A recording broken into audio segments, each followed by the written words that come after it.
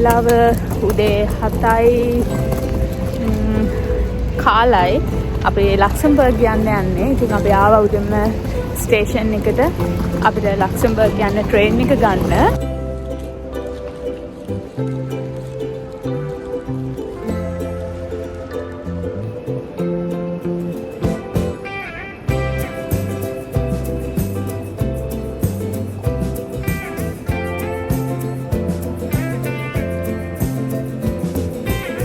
Train එක ටිකක් පරක් වුණා. දැන් අපිට ට්‍රේන් එක ඇවිල්ලා තියෙන්නේ. ඒක එච්චර ටික ජර්නි එකක් නෙවෙයි.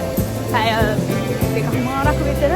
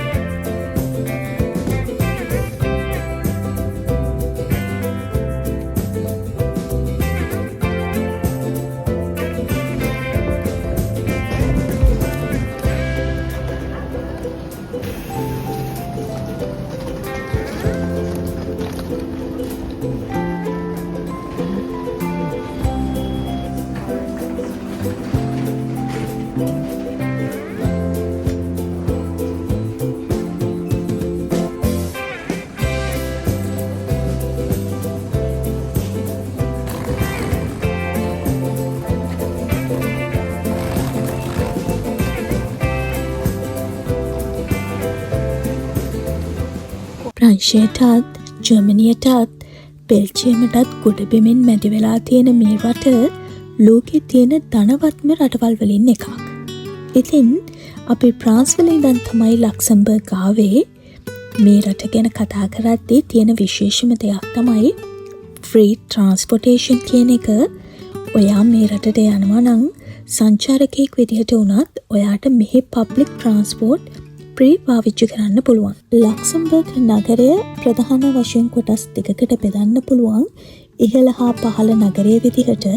මේ නිසා පැරණි පළකටු වගේම නවීන කන්නේ ගොඩනැගිලි ඔයාටත් ලක්සම්බර්ග් ට්‍රැවල් කරනවා නම් බලන්න පුළුවන්. මුලින්ම කියන්න ඕනේ මේ රටේ සංචාරකයන්ට බලන්න ගොඩාක් දේවල් තියෙනවා. ඒ වගේම සංචාරකයන් වෙනුවෙන් හරිම ආරක්ෂිත රටක් විදිහට තමයි ලක්සම්බර්ග් සැලකෙන්නේ. I know you told your friend you're not okay, and tell me what's wrong and why you never said you felt that way. Guess you're trying to stay strong and fake a smile until I look away. ලක්සම්බර්ග් එහෙම නැත්නම් ලුක්සම්බර්ග් කියලා කියන්නේ යුරෝපයේ තියෙන පුංචිම රට. ඉතින් ඒ නිසා මෙහි ගොඩක් ජනගහන එහෙමත් නැත්නම් පොපියුලේෂන් එක අඩුයි. මෙහි වැඩ කරන අයත් ගොඩක් දෙනෙක් ප්‍රාන්ස්, ජර්මන් වගේ රටවලින් ඇවිල්ලා තමයි වැඩ කරන්නේ. ඉතින් හරිම නිශ්ශබ්දයි මෙහි සිටි සෙන්ටර් එක උනත්. මොකද ලොකු පොපියුලේෂන් එකක් නැහැ. ඒගොල්ලොන්ගේ ග්‍රීනරි ගොඩාක් ප්‍රොටෙක්ට් කරනවා. ග්‍රීන් ස්පේස් වැඩි කරලා තියෙනවා. ඉතින් ඒ වගේ දේවල් නිසා ඔයගොල්ලන්ට උනත් පේන ඇති දැන් මේ මම ඉන්නේ සිටි සෙන්ටර් එකේ.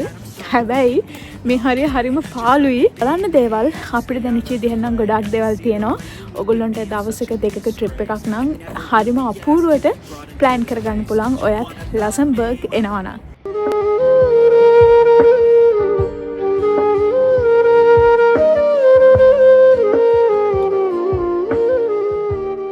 මෙතන විශේෂත්වය තමයි මේ ලක්සම්බර්ග් සිටි එකේ තියෙන මේ බැල්කනිස්මයි යුරෝපයේ most beautiful balconies කියලා හඳුන්වන්නේ.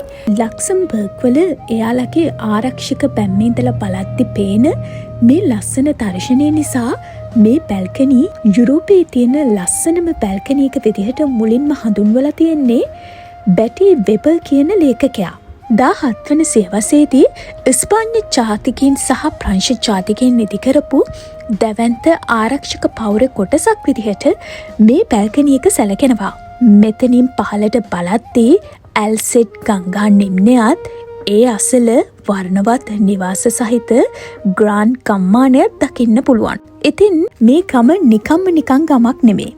ලක්සම්බර්ග් නගරේ මුලින්ම ජනතාව පදිංචි වෙලා ඉඳපු ප්‍රදේශවලින් එකක් විදිහට ග්‍රාන්ඩ් කම්මානය සැලකෙනවා.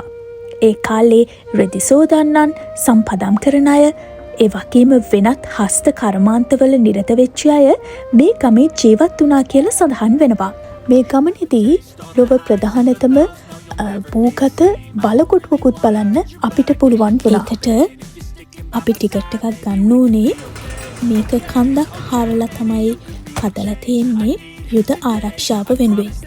උමග ඇතුලේ ඉඳලා බලද්දි අපිට වටේම හරි ලස්සනට බලන්න පුළුවන් කිලෝමීටර් 17ක් විතර වන මේ උමන් මාර්ගය යුද ටැංකි, රෝහල්, අශ්වගාල් වගේ දේවල් වලින් සමන්විත වෙලා තිබුණා කියලා සඳහන් වෙනවා.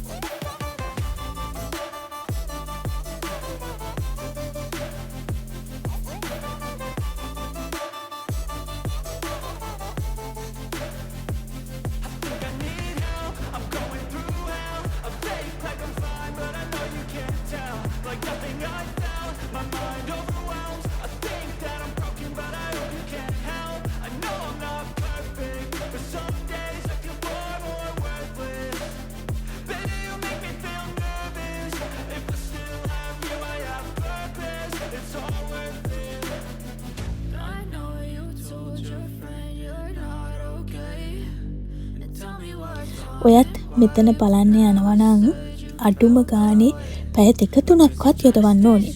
ඒ තරමට මෙතන බලන්න දේවල් තියෙනවා. මේ ගමනේදී අපි නගර මැදේ තියෙන රජමාලිගාව බලන්නත් අමතක කළේ නෑ. මුලින් මේක නගර ශාලාවක් විදිහට තමයි පාවිච්චි කරලා තියෙන්නේ.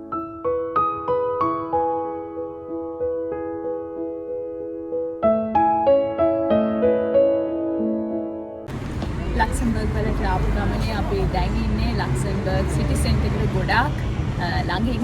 ඉතින් මේ වෙලාවේදී අපි ඇවිල්ලා ඉන්නවා නොටර්ඩෑම් දේවස්ථානයට. ලක්සම්බර්ග් කියන ගොඩාක් අය මේ නෝටර්ඩෑම් කැතඩ්‍රල් එක බලන්න එනවා. මේක 17 වෙනි සියවසේදී තමයි ඉදි කරලා තියෙන්නේ. මේ චර්ච් එකේ ග්ලාස් වින්ඩෝස් හරිම පොපියුලයි.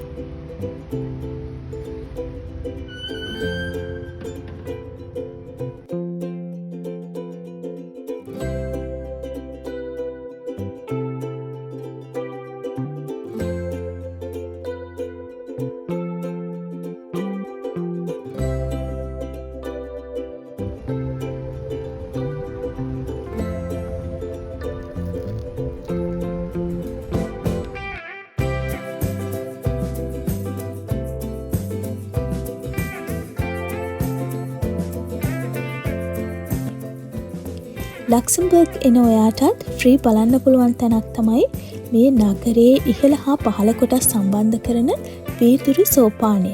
එහෙනම් ඔයත් මේ ෆ්ලොග් එක ගැන මොකද හිතන්නේ කියලා කමෙන්ට් එකක් දාගෙන යන්න. ඒ වගේම මගේ channel එකට subscribe කරලා නැත්නම් දැන්ම subscribe කරන්නත් අමතක කරන්න එපා. See you in my next video. තවත් බොහෝ දේ දැනගන්න ඔයත් අදම කුෂානි පාරිස් YouTube channel එක subscribe කරන්න.